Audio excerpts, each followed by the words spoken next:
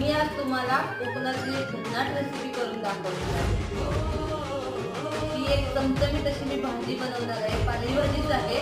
मला ते हिवाळ्यात चालू आहे, बाजारात बरेच पालेभाजी येत असतात, तर त्यातली एक भाजी आहे। तर आपण चिरून घेतलं ते पण पारंपरिक पद्धतीने वेळेवर चिरणार आहे, म्हणजे ती भाजी खूप छान बारीक चिरली जाते। बाकीचं साहित्य मी घेतलं ते तुम्ही पुढे व्हिडिओमध्ये पाहाल। हा झेंडा भल्या कामाचा जो घेऊन निघाला,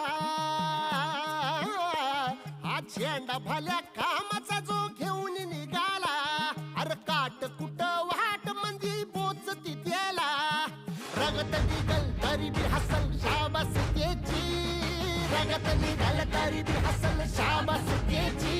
तू चाल पुढं तुला रगड्या भीती कशाची, परवा बी कुणाची, मन शुद्ध तुझं